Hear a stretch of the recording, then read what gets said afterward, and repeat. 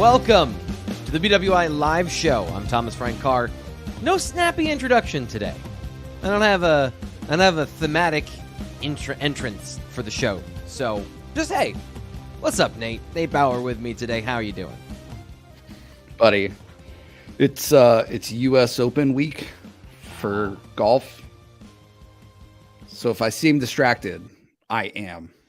Okay, so bad sports fan. I'm not a sports fan. I am a football fan. Yeah. What's going on pre-Thursday when the tournament starts that's like intriguing about golf? To be honest with you, that's the stuff that I like the most, which is talking about the golf course. It's at LA Country Club this year. It's just very cool. There's like golf architecture that they talk about, how the course came to originate, how players are going to play it, where they think shots should be, basically, like what to I don't know. It's just It's just, to me, it serves. Well, look, what do we do, right? Like, we provide Sunday through Friday conversation about something that's going to happen on Saturday. Yeah, right? But other than the weather, like, you're not worried about, well, there's a bunker on the 25-yard line. All football fields are supposed to be the same. So that's true. The interesting thing that I guess I don't really consider about golf, because I can't hit the ball straight. So that would be just like, hey, can you make sure that when you hit it, it's not embarrassing? Because that's really my goal anytime I've ever golfed. Now, pros are better than us. Just shocking. Just like in football. I know, believe it or not. It's a real step up from the amateur game. But in any case, for me, it's a very exciting week because I love all of it. I'm totally into it. Yeah, I have like 4 hobbies, so I'm not well versed on golf, but I do love podcasts, and I have been listening to sports conversation in general. So, what's your feeling on the Live merger? Seeing as we're here, we might as well talk about one of the biggest news items in sports history. I mean, this is pretty huge that something as iconic and traditional as the PGA is now totally different, right? Yeah, I feel like there are some landmines that I'm going to avoid stepping on.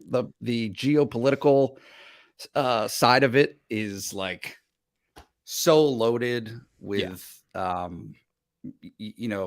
me, a little bit of hypocritical thinking, I would say. I don't know. I just like, I kind of see it as a distraction really from this week, which like bothers me a little bit, because there's so much to be excited about for the golf, the US Open.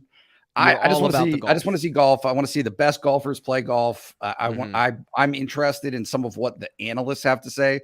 What bothers me in the lead up to it is how many and listen, I'm a journalist. I get it. You have to ask the question, but all of these guys in Monday, Tuesday, Wednesday, their pre-tournament press conferences are dominated by this story, which I get questions about this story, but their answers are also in the dark because everybody's in the dark. They're like all of the details are so few and far between that it's just not really illuminating to me in the way that talking about LA Country Club is illuminating. Like that's you more get that. To me. That's a tangible thing at times, right? It's funny because in some ways, as a fan of golf, I now understand somewhat why people get upset with me talking about NIL. Yeah, a little empathy training is what we call that in my house. A little empathy. I feel you guys. I feel your pain. I get it. I get it now. I'm still going to talk about it all the time, but because it's important and it's your job. Like you can't, as much as you may want to ignore stuff, like you can't. Steven here says total money grab. Oh, like the current state of college football. So that ties in perfectly. Tom says most shocking sports business story of all time. Super interesting. So we're talking golf to start the show for the first couple of minutes. And it's June. I want to leave a little bit of time in our lives to talk about non-Penn State things. So hopefully you haven't tuned out yet. If you haven't, we're getting to the good stuff here in just 1 second. So Nate, you and I had an opportunity to talk to the Penn State coaching staff really for a good while last Thursday. And of course, they did it last Thursday right after our Wednesday live show.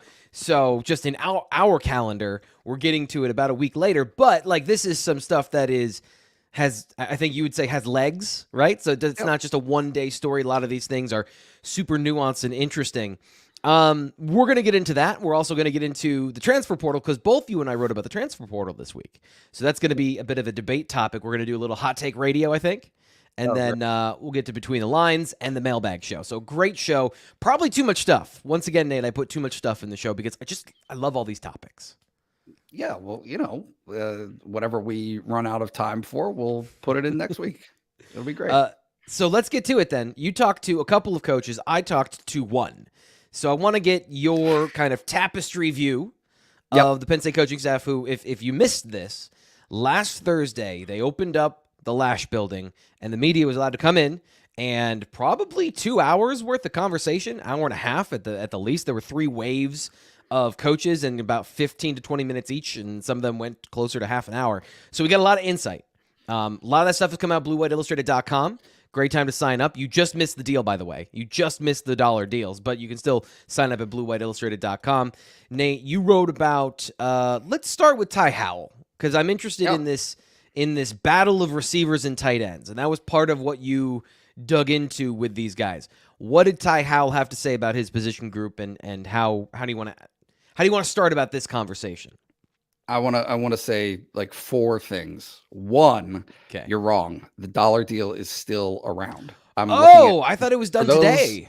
For those, it is done at some point today, but for those who are watching live, if you look right now, you could sign up 3 months for $1 or the entire year for $50. So great promotion. It's not going to last. It ends today. So get in there, make that happen. Yep. Yeah. Ty Howel is very interesting to me. And actually, I wrote the story yesterday, but it feels to me in some ways that the tight ends were a little bit out of sight, out of mind. This past spring, right? Yeah. Theo Johnson was absent, missed spring practice. Tyler Warren missed spring practice. Dealing with a couple of injuries there and recuperation from surgery, that kind of stuff.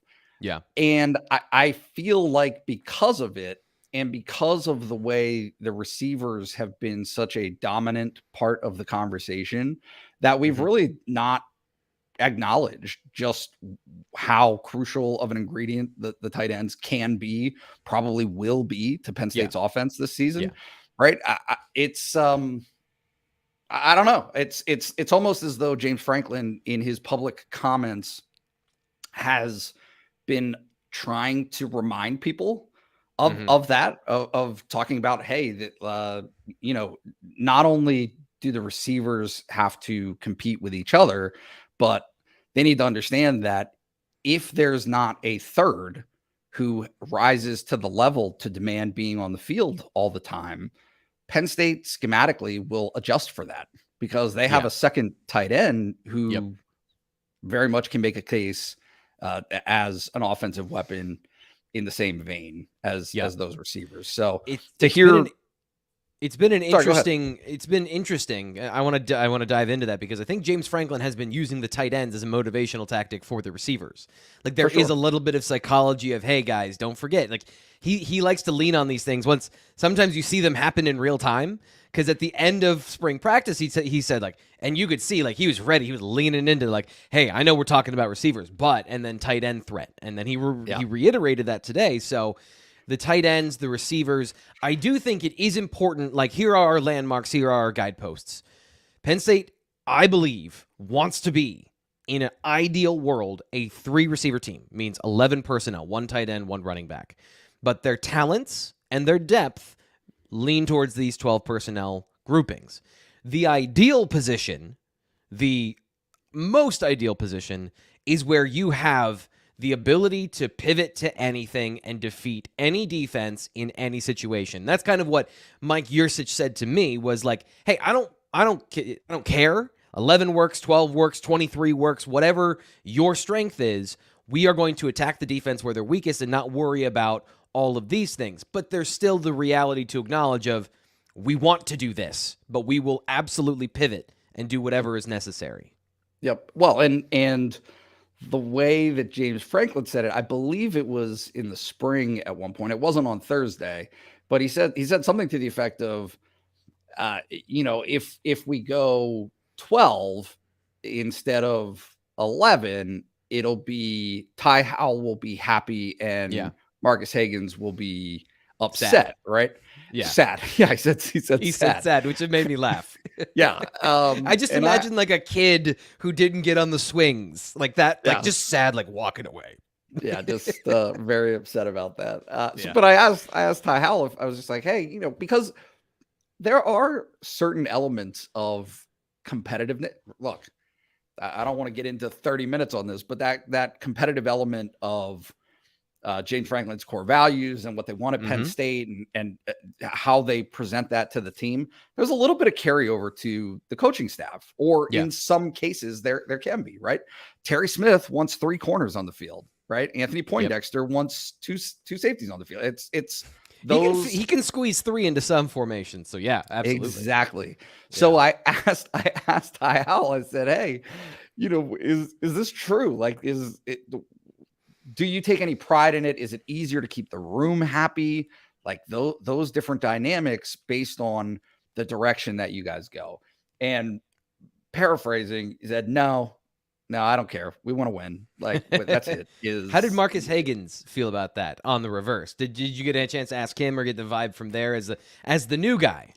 Yeah, did not get an opportunity to ask that specifically to him, but it just, to me, it was a little bit illuminating in the sense of they are very much trying to, and none of this is a surprise, but they're trying to be everything. They would like to have the ability to have an answer, not just an answer, but a refined, explosive answer to anything that a defensive coordinator can present to them, whatever the strength is, right? Whatever that is they want to be able to adjust their identity for those situations and be able to exploit whatever it is that, whatever emphasis, whatever weakness is presented by somebody else's emphasis, they want to be able to exploit that.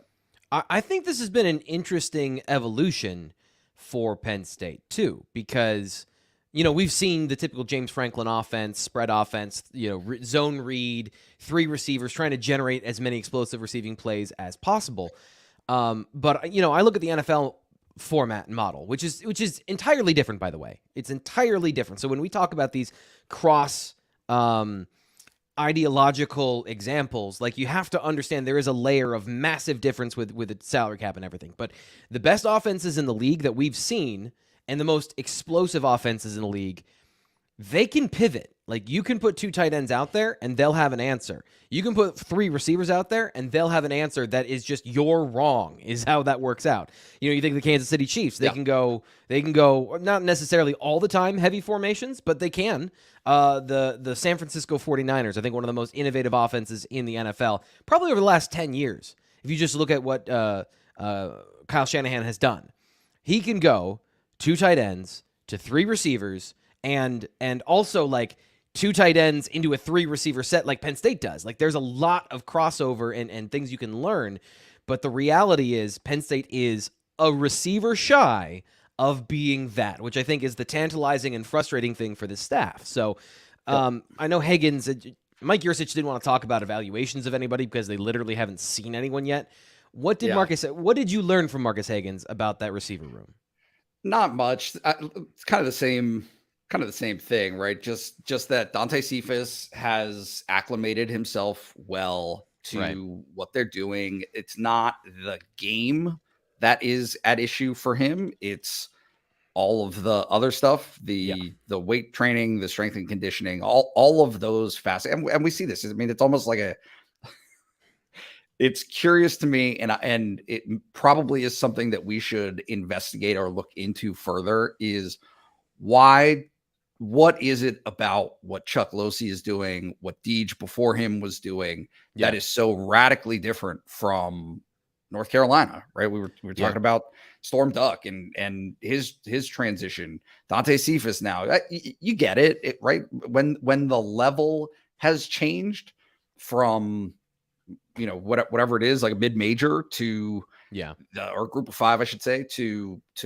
Power 5 football. Okay, like maybe the resources change, right? The methodology changes a little bit, but why is it that Trey Potts, what is it that's so different about what Minnesota does to what Penn State does, where it feels like this culture shock a little bit?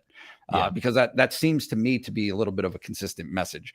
But anyway, no, Dante Cephas, Keandre Lambert-Smith moving to the slot, just a lot of the feedback is very simply like, hey, these guys have shown flashes, and it's just consistency.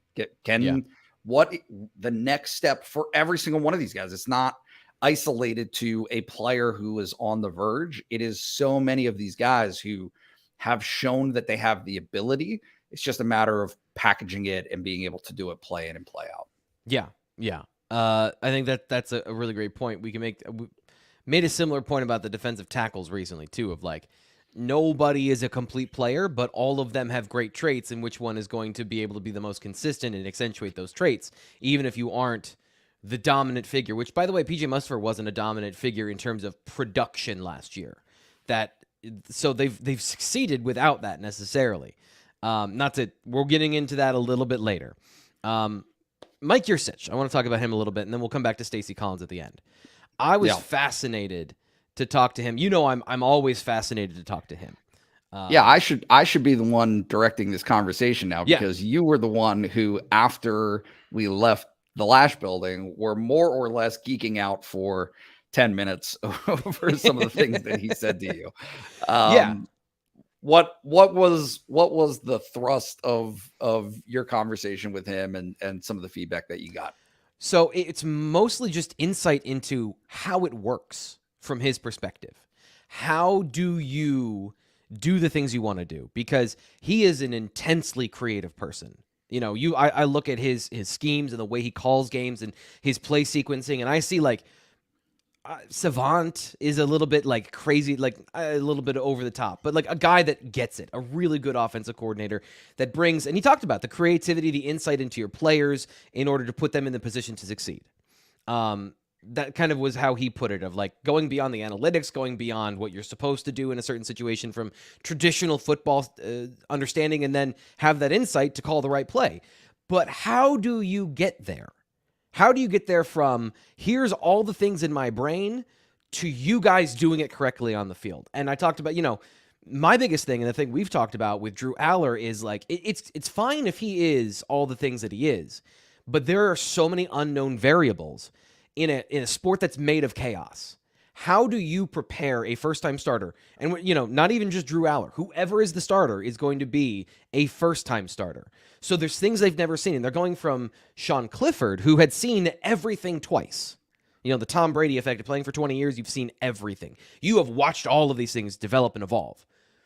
How do you prepare them so that they're not so surprised by things that you can't operate the offense, or they get caught by something? Because if Drew Allar gets caught by a coverage he hasn't seen before, or a front he hasn't seen before, a sack, fumble, an interception, that changes the game.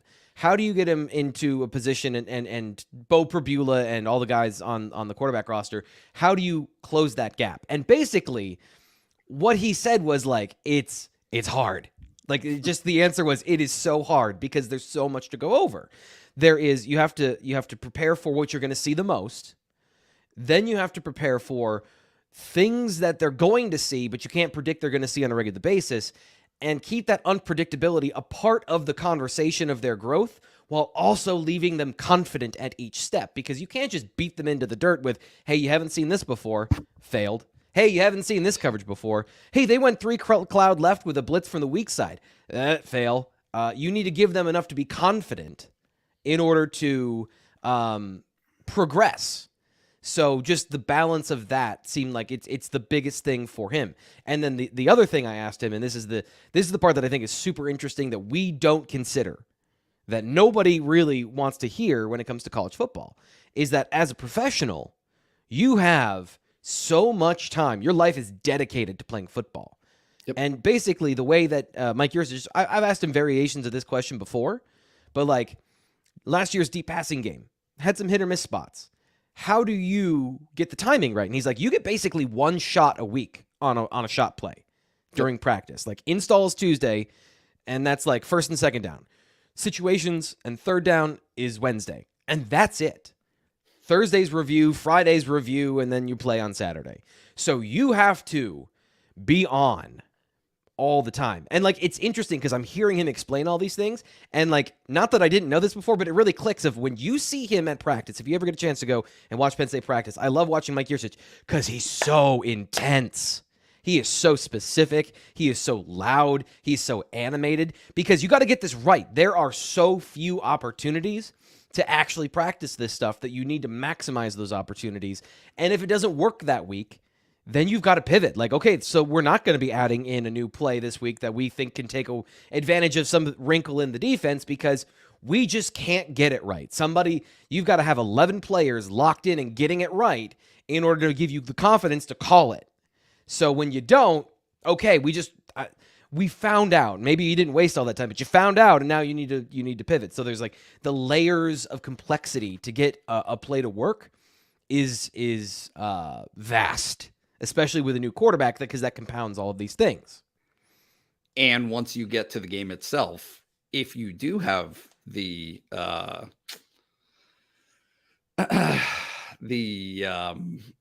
urge to call it, right? The willingness to call it, and then it doesn't work, that hesitation flowers on the backside of it, right? You don't want to do it again. You're not willing to take that chance again. Yep. And it's got to be so precise. I marvel at it all the time. It's always funny to me, the notion of like, oh, hitting somebody in stride, he made the receiver wait, what have you. Yeah. This is the first try at that. in a, you know what I mean? Like you just, the preciseness of it is so difficult. It's so specific that I just, I don't hold that against quarterbacks for not having that down to a T necessarily every single time. But that is the differentiating factor between, great teams and teams that are like, this is college and they're good, is that, and also why this time of year is so important, because the players can organize these activities and they can get some of the timing down on what they practice in the spring by themselves. And that's a huge thing, so that they can do it outside of that. So when it's like the dress rehearsal, you need to practice for the dress rehearsal outside of practice so that when you're there on the practice field, you're ready to go. You know your lines. And you got that. Were you in theater, Nate? I have still to this day nightmares of not knowing my lines. Being on stage and like, I didn't know I was in this play and suddenly I have to deliver lines and I don't remember them. So like, I imagine it feels a similar way for football players. Yeah, I actually did do some theater in high school and I just made it up. You bastard. No, I mean, that's what you have to do, right? Is you're improv. Getting the exact line down is probably not realistic a lot of the time. And so you just, what are you talking about? You ad-lib. What are you talking about? I memorized the whole play one time. As long as you get the thrust, the gist of what the line is supposed to be, that was always close enough in my mind. I'm curious, before we move on, did he provide any feedback on where Drew is with that first little bit that you were talking about? Did he provide any feedback on where he is in that process of the fire hose? Other than to say, like, so this is the whole conversation we're going to get to in a little bit. We're talking about James Franklin is, at least in my opinion, there is this dance going on, and Mike Yurcich is not a guy who dances. So he did not provide any updates on any of these guys because, as he said, like, we haven't seen them. We haven't seen them go one-on-one. You want a year two update. I don't have that for you because we don't have that information yet. What he did say was if they're in the room, they're capable of doing it. So, like, he recruits guys, and I would say that this is from my studying of the quarterbacks that they've recruited and that they have brought into the program, they're all very smart football minds. So they all have the ability to do it. And, I'm going to be writing about this and trying to put some stuff together later this week at BlueWhiteIllustrated.com. A great reason to sign up, by the way, as we talked about earlier, because that's going to be some premium content. I'm going to do some, I believe they call it journalism, Nate. You might be familiar with it. I'm going to try to get my hand at it. Nope. So get into a little bit of that later. Steven, by the way, in the chat says, just bought my tickets for West Virginia from Tixman Jim. Hey, a past sponsor of the show. I'm hoping we get him back for the fall. Tixman Jim, if you're watching, look at the impact. Hello. Of the BWI Live Show. So hopefully we got him so excited about football that he signed up because of that. We'll be getting to some of your questions in the live show. So Josh, you asked about the T formation. We'll get to that in just a little bit on the live show. In the mailbag. Steven says the schedule for a big-time D1 player is insane. You should do a segment on what a typical day consists of. Yeah, following those guys around from 5 a.m. until night would be interesting because it is jam-packed. Jam-packed. Nate, anything you want to end with here? Because I want to get on to our conversation about the transfer portal. I just want to tell Steven that we can never actually do a segment like that. We can never produce something like that because I'm not awake for that much of the day. Yeah, that's a day in the life of Nate would be very different. I would love to smash cut from Drew Allar to Nate and just have a side-by-side during the day. Just yelling at my kids for knocking over my iced coffee. Oh, no. Okay. So you wrote about the transfer portal this week, assessing Penn State's players that they got. And I wrote an analysis about whether they won or lost in the transfer portal. Kind of a black and white, did you win or lose? So I thought it'd be a great conversation here for just a couple minutes to talk about it. If you want to check out those articles, again, BlueWhiteIllustrated.com, sign up, all the things. But Nate, how do you feel things went for Penn State in the transfer portal? I think they largely went well. One of the, we occasionally get prompts, things that we can think about, things that we see that other people in the network do. And, one of them was to look at how, the On3 transfer portal rankings, right? They kind of reevaluate players where they are in their careers. And sometimes they get star bumps, guys that were 3 stars in high school become 4 stars, 4 stars, 3 stars. You get the whole thing. Etc. Yes. Etc. But the rankings really kind of fall off, I would say, after the top 100, 150. Mm-hmm. They go overall for all positions, they go to 300. And then within the position, they also distinguish within the position group itself. And the main takeaway is Dante Cephas was number 15 in those rankings overall nationally. And so to me, that is the black and white highlight is Penn State had a position of need and they scored the best available, really, that they could have reasonably brought in. And then the other guys are more or less the relevant, that Trey Potts helps. He helps. Is he the day one starter? Is it like that kind of a situation? No. And that's the same thing for Alonzo Ford. It's the same thing for Davian Collins. There's an element that James Franklin talked about of liking having more time with some of these guys. But I think that the underlying message to that statement is relax, right? Because you're not going to see these guys this year, or not much of these guys this year. So, they need some time to acclimate. Yeah. So that's where I took things is what were the stated goals? What were the objectives in the transfer portal? And then did they accomplish those objectives? And we talked about for weeks and weeks and weeks here on the live show about what Penn State was trying to get out of the portal. So if you want to check out those shows, you can go through our catalog and, we got receipts for what they were looking for. So here were the main things they wanted. 2 receivers out of the transfer portal, at least 1 starter and 1 guy to contribute, a defensive tackle, and a corner for now and a corner for later. Those are, I would say, the main 4-5 needs when you consider the number of players. Specialists were in there as well. I always discount specialists, but they're on the list. So I went, win or lose, did you accomplish that? And if you look at like the top 4 needs for the All-22, one receiver, Dante Cephas, huge win. If you hear James Franklin and how he talked about Malik McClain, about how we were making a big deal about Malik McClain when he joined, which, by the way, I felt seen and attacked. I laughed a little bit about that. I was like, that might be me. The report so far has been 2024, right? Yeah. So I consider that to be a receiver at least a push, if not a loss. Defensive tackle, Alonzo Ford, 2024. They were trying to get guys in the portal. I understand it is hard. But we're not saying, like, is it hard? We're saying, did you do it? And then finally, corner. They got a corner, and then he left. So, like, that is clearly a loss. So if you look at their top needs, the specialists came in, but those guys are in a competition. None of them have been named starters yet. So is that a win or a loss? I don't know. Getting them for the competition is the win, but it's not like they got the guys they need in the portal. So I think it's clearly Penn State, for the needs they wanted, they lost in the transfer portal. Go ahead. Go ahead. No. Well, I was going to bring up the specialists as being. I think that has to be considered a disappointment at this point. Just given where the right, because I would defer to you on that for sure. I counted it as a win, but it is kind of up in the air about whether nobody took the job in the spring, right? I just think that, like, when they brought Barney Amore in, they already had an established starter, and so that was.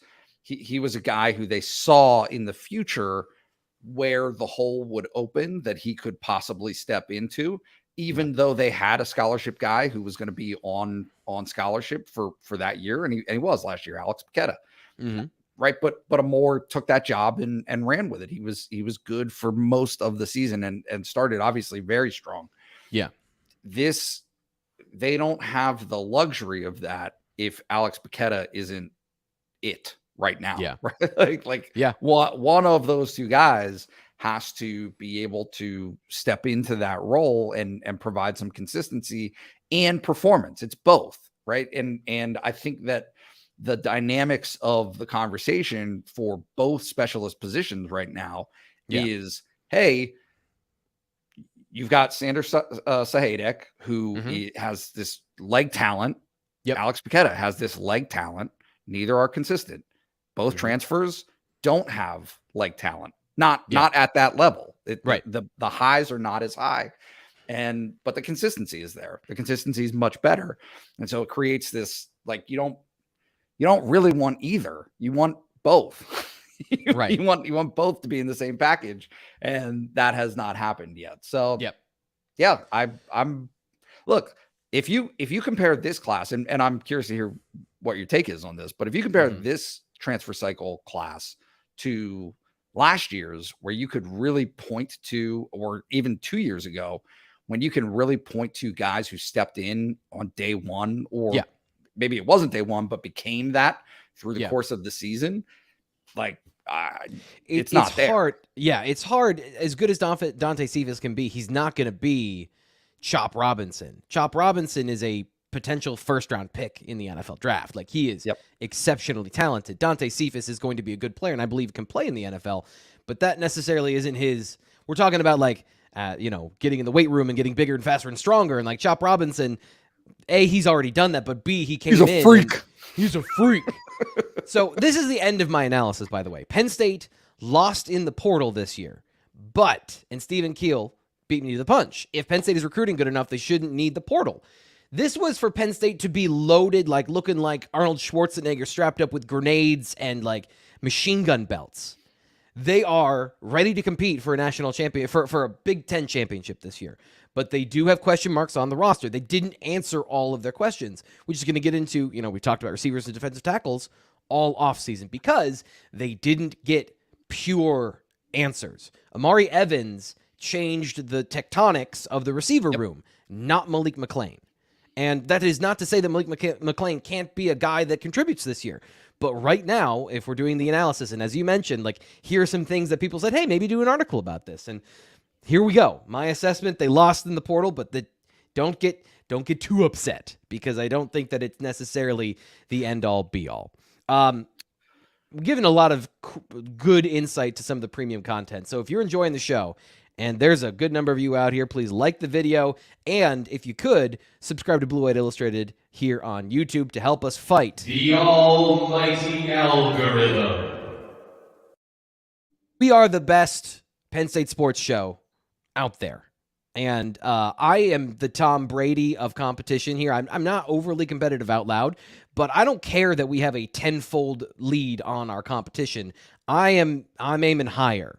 I want to get us to some crazy high heights of success for the show because I want to spread the love and the information and the knowledge we have at BlueWhiteIllustrated.com. The way we do that is if you subscribe and you use your finger and you click the button for free and then you subscribe and that's it. So that's all I need from you. Nate, we have to get to something very quick. I shouldn't say very quickly. We're going to give it the time that it is due, and that is RogueShop.com. They are the sponsor of today's BWI Live Show. They have been our football sponsor for almost a year now. Super excited to work with them. Something that I haven't talked about before that I think is interesting because I don't go anywhere or do anything, so I don't really run into a whole lot of people. I have, like I said, I have like 4 hobbies. DIY projects in my house.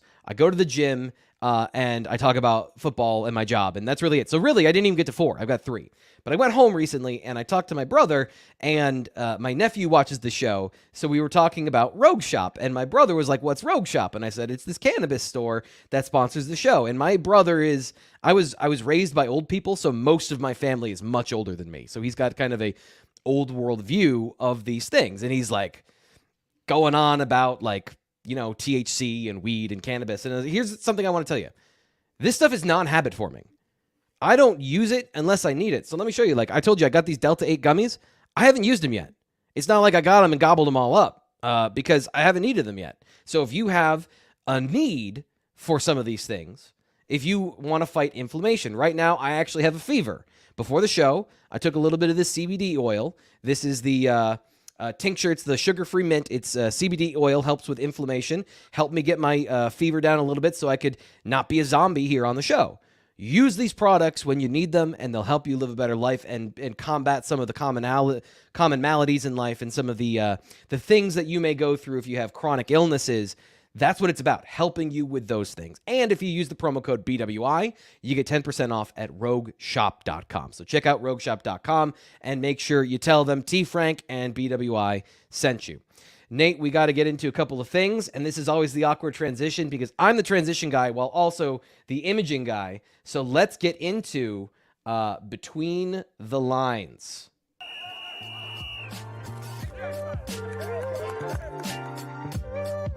They have both gotten reps with runs. So we're going to have to flip a coin here. Do you want to talk about Drew Allar or defensive tackles? Which one do you want to talk about today? What do you want to talk about? What do you like best? Let's talk about Drew Allar. Let's do Drew. Yeah, let's do Drew. So here's James Franklin talking about Drew Allar. And this, by the way, is an edited clip of James Franklin talking about Drew Allar and how long he went on. The thing that I think probably stood out to me the most is when he got in the Purdue game as a true freshman, he just was like super poised. But at the end of the day, it's hard to teach that, the poise in the pocket. And he's able to make people defend the entire field because of his arm. Most college defenses will give you something, they have to. So most college defenses are going to give you the furthest flat. He has the ability to make those throws and make you defend the 53 1/3, which is really valuable. The other thing that happens with arm strength, everybody gets excited about arm strength, but you better have accuracy. But when you do have arm strength and accuracy, it creates opportunities for yards after the catch. So I wrote about all of that at BlueWhiteIllustrated.com this week, giving examples of what he's talking about. But Nate, the thing I want to talk about here is like his first answer about Drew Allar was he's not the starter. And then he went on for about 5 minutes extolling all of the virtues of what Drew Allar could do in the offense. And by the way, what he described was that dude. Like he described for lack of a better term in college, a franchise quarterback. Yep. How are you handling the whole he's not a starter, but we're all acting like he's a starter? Like, not even his fault. He's going on podcasts and talking in public forums, not saying he's the starter, but everyone's acting like he is. How are you dealing with this particular thicket in terms of how you're reporting this? He's the starter, right? I don't think there's any sense in denying reality, and I don't think that James Franklin is doing that. I think he just is always leaving open the door for the unexpected. Okay. Which is, hey, all signs may be, and even for returning starters from the year prior, all signs point to that person can either maintaining that spot or locking it down even further, right? Like that's where it goes. Or sometimes you have somebody who's playing from behind, right? Who doesn't have that experience, who may be able to unseat a starter, but you really got to be above and beyond. You really got to do it to take that job. I think that his answers have been consistent this summer on that trend of Drew Allar is, yes, these are all the things about him. This is what he does well. He was the primary backup. He won that job last season. And so, yes, naturally, if everything stays the same, that's where he's going. However, what if he does not live up to past performance in the preseason, right? What if Bo Pribula is so good that that they don't have a choice? Then things can change. The unexpected can always happen, and often the unexpected does happen. It's not all the time, but you get it every once in a while. So Drew Allar's a starter. He's going to be the guy, and barring something way off the map, that will be consistent. Are you surprised that James Franklin is talking, I would call it excitedly, going into great detail, and I'm eating up all of the X's and O's stuff and using all of that as fuel for my thoughts about the situation, trying to gain some insight into, what Drew is behind the scenes that they know more of than we do. So are you surprised at all that he is not, I think he's being genuine in all these moments. So like he's saying we're not naming him the starter yet. Here are all the things I'm excited about. Do you think that are you surprised by, I guess, that kind of like gushing a little bit about Drew? I'm not sure that I see it that way. 100%. Okay. I don't think so. I think it takes prodding to get him to talk about it, to be honest with you. Like, I don't think that he has been so forthcoming about the things that Drew does well. So like that is one of the things that I would describe as being, like, as small as it is, a lingering doubt that I have, right? Is like, why hasn't James Franklin been more effusive in talking up this guy? And I get it. I've been around James Franklin for a long time. I understand how he operates. He doesn't really talk about anybody in those terms. He doesn't talk about Nick Singleton in those terms. He doesn't necessarily talk about Abdul Carter in those terms. So I don't begrudge him for being consistent in how he evaluates things. I guess to me, like, that answer, you're right. He isn't really talking up Drew Allar. That's struggling for the words in the moment. That was the wrong way to put that. But at the same time, when he talks about Drew and somebody asks him, and this is the thing too, is he's trying to give a good answer so that we have something to talk about. And you don't want to run too far with it and then make him regret saying anything. But at the same time, like when he asked, what can Drew do in the offense? He talked about poise in the pocket. He talked about arm strength and the tactical advantage, and then arm strength plus accuracy, and he's good in the meeting room. And he just listed all of these things that are like, these are things that Penn State fans are rabid for. And I just like, I guess to me, that is James Franklin code for confirmation of he is all these things behind the scenes. Whether he's that on the field in September, maybe we don't know that yet, but he's showing those things in practice. Right. And which is totally fine. I don't think he necessarily talks about or has talked about weaknesses necessarily, things that need improvement. And I think that that's in some ways by design.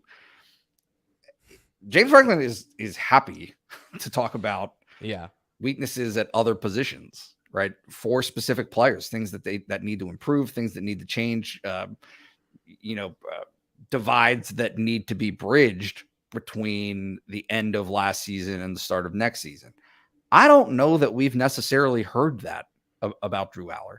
Mm-hmm. He specifically said to Ben Jones last year, it's a competitive disadvantage. What does he not do well? And James Franklin said, I'm not going to tell you that, because then people will do those things. It is very important at the quarterback position, because that dictates what you do defensively. Okay, we need to move on to the mailbag, because we got some good questions in the chat. We got some questions from the Lions Den message forum. So let's get to the BWI mailbag right now.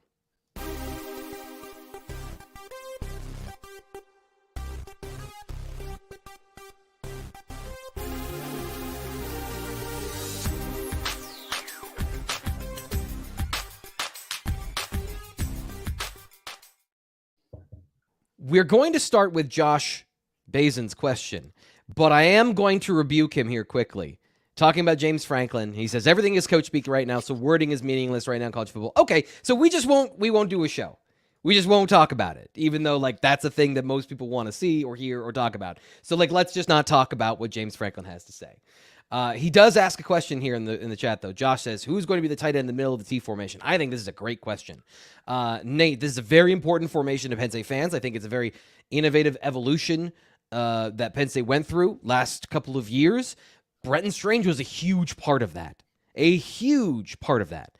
He is gone now. I'm putting the Bennett Tyler Warren. Do you have a counter offer for who's going to be in the middle of the T formation? And do you think that they'll be able to replicate success there without a guy who was an above average blocker, an exceptional lead blocker, specifically in Brenton Strange? Good question. I don't, Tyler Warren makes sense to me. I feel like we've seen him in that H-back kind of role previously. So I don't see why not. Ty Howel, I did ask, and this may be relevant to the conversation here, but Ty Howel, I asked him what makes each player unique between Theo and Tyler.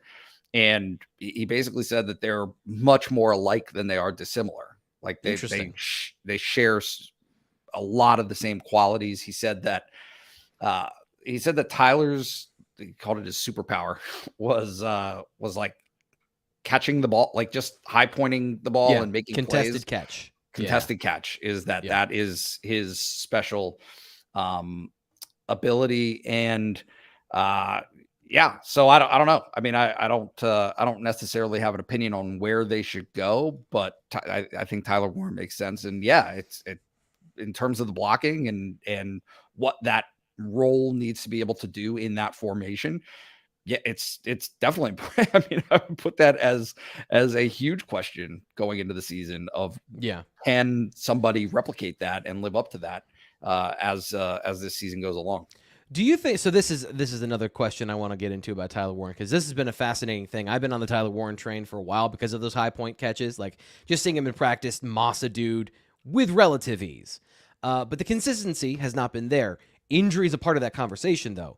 So how are you viewing him in terms of, like, we talked about this tight end 2 versus wide receiver 3? Like, can he do it? Like, do you think that he is a guy that we have overhyped, or is he a guy that has been injured and things have been preventing him from being that guy, including, by the way, not being on the field as much as the other two? Yeah, I hate to predict injury proclivity, whether or not somebody has an issue with that, whether it's repeated or not. So I don't know. I mean, I think that certainly you've seen the flashes to think that it's a seamless transition into, like, Brenton Strange being gone. You would think, if you didn't know about Theo Johnson and Tyler Warren, you would think, oh, well, there's going to be a step back there. But in a lot of ways, I think the conversation this offseason became, oh, well, hopefully Brenton Strange does go, right? Like, that was the fan sentiment, was hopefully Brenton Strange does go so that these other guys have this opportunity and you don't lose one of them. moving forward. So I did want to mention, because I was blanking on it. Theo's superpower was how well he runs.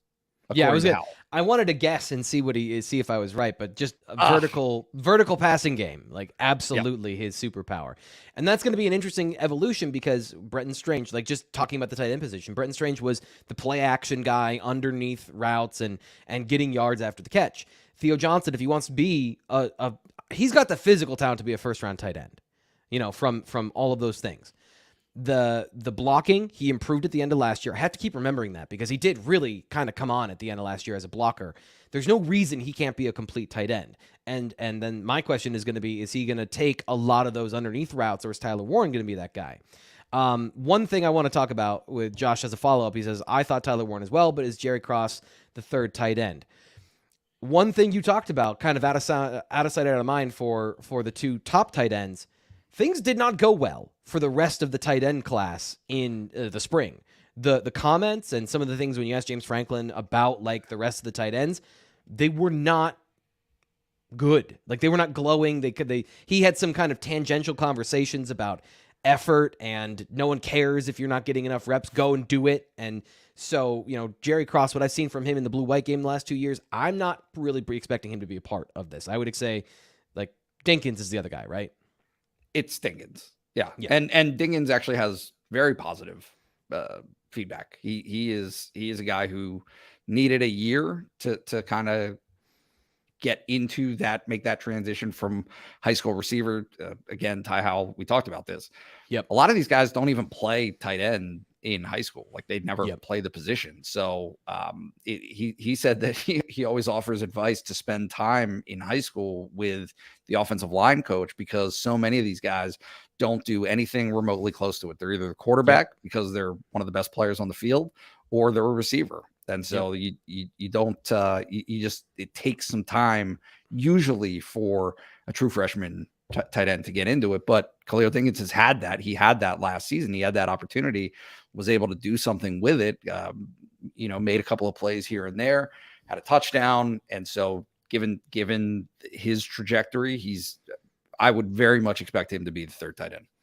Yeah, I would agree with that. And then the wild card here is Andrew Rappleyea, coming in as a mature freshman. I think we've chronicled that pretty well. Fitz and I have talked about that quite a bit, of what we very glowing about what Andrew Rappleyea can do for Penn State. But the question is, like, can he get up to speed in time? And is there, even for a physically developed young man, is there a transition to college that he can overcome without being in the spring? And that's the biggest wild card to me, is like, does he leapfrog some of those guys? So even though, like, we haven't really talked about Mega Barnwell leaving the program, Joey Schlaffer, Chuck Losey talked about how much of a stride he's made, but that's also being that he was so far behind from a physical standpoint. Penn State is still fine at tight end. They still have a lot of depth and talent, but really it's going to be those three guys at the top for sure. So great question to start us off. Let's get on to something else, though. This one I want you to answer. Outside the BWI preview, of course, do you read any of the preview magazines? And so, if so, which ones are your favorites? Nate, when does the preview magazine come out first? And then answer the second part of that question. Yeah, so our preview magazine comes out in July.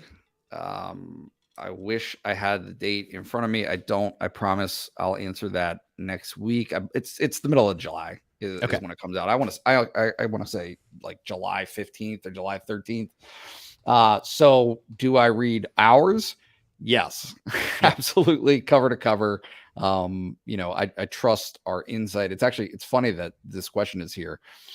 I encouraged our network to share some post-spring thoughts with each other so that we don't necessarily have to rely on those preseason magazines, because while Phil Steele, I do think is something of a great reference material. It's almost like my eyes glaze over because it's encyclopedia type reading. Like you're not, there's no storyline to it. It's a fire hose of facts, which is what hose of fact. Yeah. I do think it is often better than some of the insight that you're going to glean out of an Athlon or a Lindy's. And they're fine. Like, look, I don't hate on any of the preseason material because I do think that you can glean nuggets occasionally, and especially for me. Like, I mean, I don't know how to say this without sounding like a jerk, but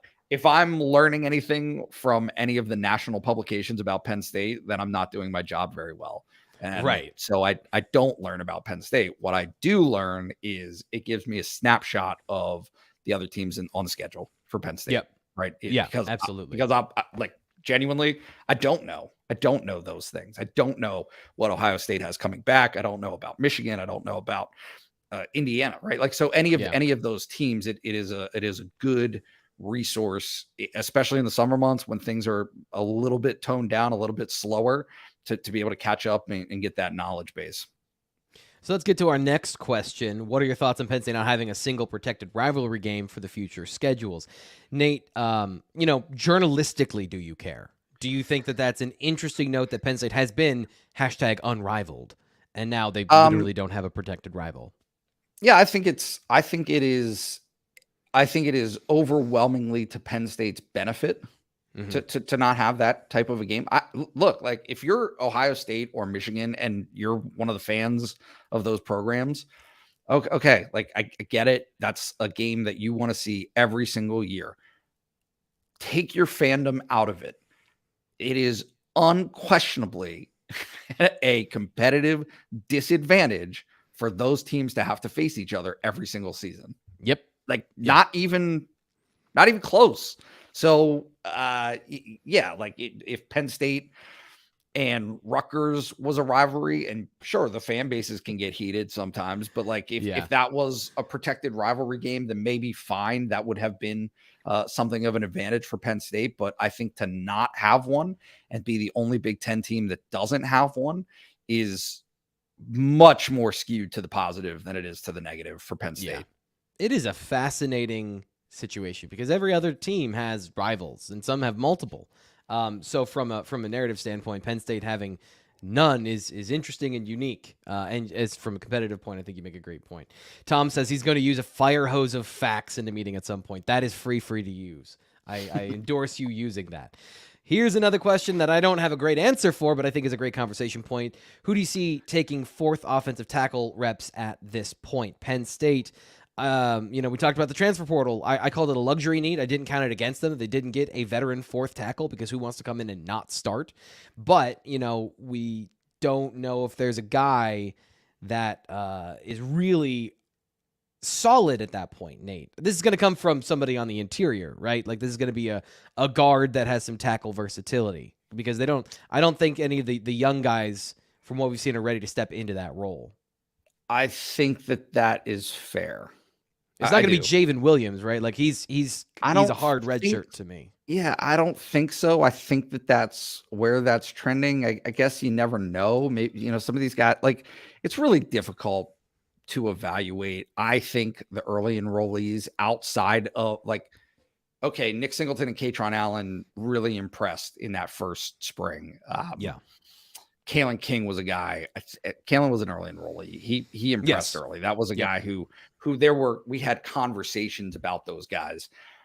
It's really hard, I think, for some of these guys, for most of those early enrollees to make a splash in their first few months on campus. And so I like to give a little bit more leeway of, hey, okay, give them the spring to get their feet wet, give them the summer to really acclimate and start to turn the corner into making a push, all of which is to say, sure, I'll leave the door open for some of those guys, but more likely, I think, is a JB Nelson, right? Yeah. As, like, I don't know that they have a 1-to-1 immediate backup situation. I do think you're more likely to see some switcheroo in case something should happen. I know he's penciled in as the starter, but Landon Tangwall, I think, is a guy that we kind of, I don't want to say we forgot about, but he's been removed from the conversation. Even though, like, other than arm length, he's everything else you want in a tackle as far as 6'6". He's got good footwork. He's got good feet. And the injuries last year were a big part of kind of him sliding off the radar. I wonder if in a pinch, which one of those guys are they moving? Is it JB or is it Landon? Because I think it's one of those two guys. I think that what James Franklin said this spring that people should keep in mind is, and I'm doing a little bit of reading between the lines here, but I think that Drew Shelton is definitively not the backup right tackle, right? Like I don't think that worked out. Yeah. Like I don't think that's his. Based on the blue-white game, can confirm. Like that was not that was a rough day for him. Yeah, so because that transition, they tried it. I mean, it'll be interesting to see what they do there, but I don't know that he has the ability to move back and forth as though he's the default, as if something would happen to left or right tackle starters, that he would slide into both spots. I think he would absolutely slide into left tackle. I don't necessarily think he would be the solution for them at right tackle.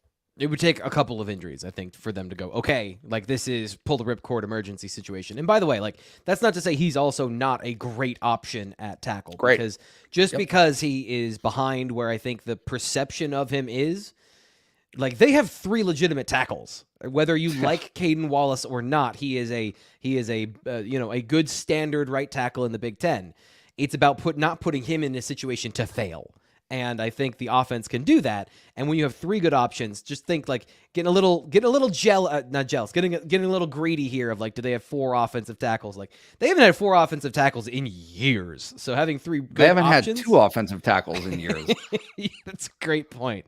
All right, last question today, and this is another Nate Bauer special. I'm gonna can you read this? Is your screen big enough? Because I'm not totally sure I'm going to capture this correctly. It's from Psychim on the message board. So can you read this or do you want me to read this? Yeah, I'll read it. What is Penn State's plan to rise in the overall college rankings for all sports, which is the Learfield Cup? Okay. Is Penn State doing better at getting donors on board for sports facilities? And would they consider naming rights of sports facilities if the price is right? To the last question, absolutely. That is on the table. I was at the Board of Trustees planning meeting, whatever you want to call it, whenever the first load of projects that included Beaver Stadium came through. And one of them was an internal discussion about naming rights for the practice bubble, the inflatable air bubble that will be adjacent to the soccer field. And it was very much the Stay Puffed facility.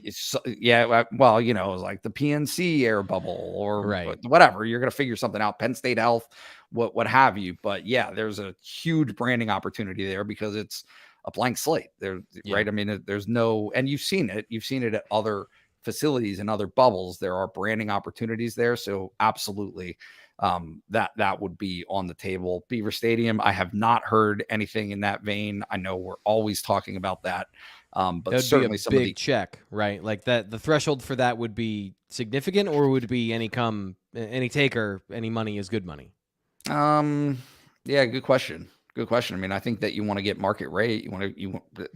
Those are all things that there is a market for, and people who are much smarter than me or have their finger on the pulse of that would understand that. But yeah, I would hesitate to think that Penn State would go below market value just to slap a corporate name on Beaver Stadium after its renovations. As for the Learfield Cup, it's a fascinating question to me because I think it is the fundamental problem of Penn State athletics right now that anyone really cares. Not that they care. It's fine to want success in other sports, but I point to it over and over and over again. It is the success of the football program that will, and in some ways the success of the basketball program, but overwhelmingly 90% football, 5% basketball that will influence the success that is opened for those other sports. The one thing that I would say is you do see some movement in the coaching ranks over the last 12 months of Pat Kraft to where they are bringing in like some of the old guard kind of is either retiring or has been let go in some of those positions. They've had a bunch of coaching turnover over those last 12 months. So it'll be interesting to see where women's volleyball is going, where baseball is going. Field hockey obviously had a change, but yeah, it's an interesting time in Penn State athletics. A lot of balls for for Pat Kraft to be juggling at one time, but you do see, I think, as has been made clear by him, the need or the want to be successful in all of the sports that they sponsor. Yeah. Right. Which is 31. They are not interested in, coming at it with half effort. So I lied. One follow-up question from David here in the chat. He says, help me out. If you are okay left tackle, why can't you move to the opposite side and play right tackle? You can. Like that. So some players can do that. It's being ambidextrous. So like I am not good with my left hand.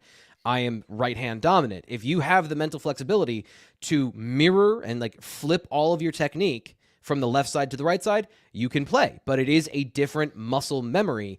And I want to point this out. Drew is still learning the first one. He is still nailing down being a very good left tackle. So when you then try and say, okay, like you're getting this, we feel like we're confident enough with you at the left side. How do you do on the right? And maybe that's too much for somebody. Like that's just an overload of not being able to chew gum and walk at the same time. And that's why I would say young players specifically. Young players, you might have the most adaptability or you might be overwhelmed. Guys that are a little more veteran, Bryce Effner, I think, is a great example of where Penn State lost this of a guy that could play 4 positions.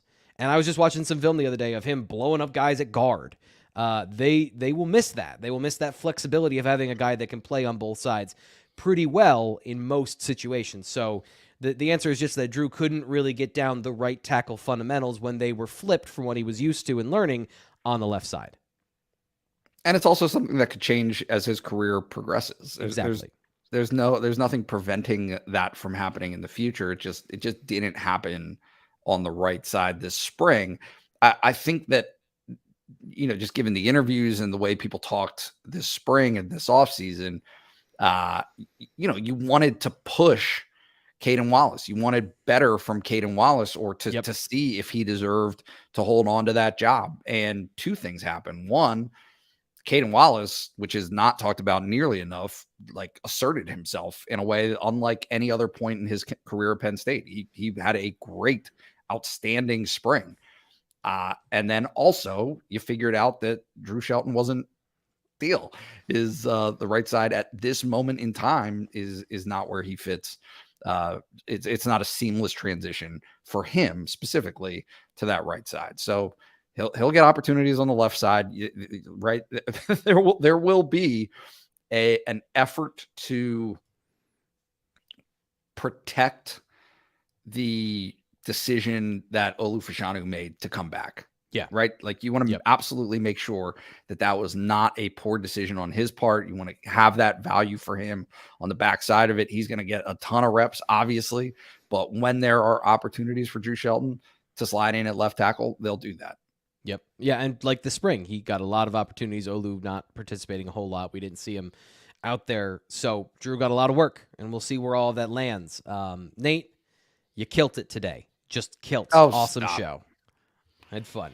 Thanks for having me and you for fighting through your flu game. Your Jordan. I just saw there's an auction selling his sneakers, Michael Jordan's sneakers from the flu game. Is the flu virus dead at this point? I believe the flu virus is dead. Guess how much? They were autographed. $10,000.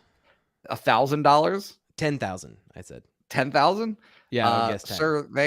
They were, the last I checked, which was yesterday, they were at $1.1 million.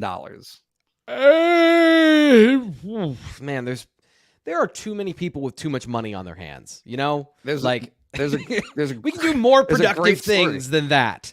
There's a great story though to it. After that game, he gave the shoes and signed them to a Utah Jazz ball boy, and did so because the ball boy had applesauce ready for him after the previous games. Oh wow. That was Michael Jordan's post-game snack. He needed to rehydrate and refuel with applesauce. I had a Halls and black coffee this morning, which just like reanimated my insides after breakfast. Did it. Like this is one of those things. Like, so I went to the gym yesterday and I totally destroyed myself. So it feels like my whole body is like my skin. Like I worked out my skin because I got a fever and I'm sore.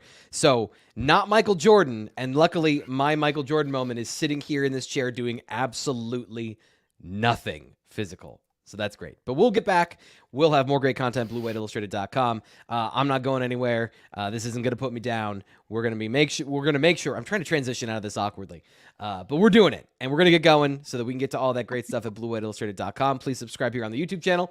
We will talk to you next time.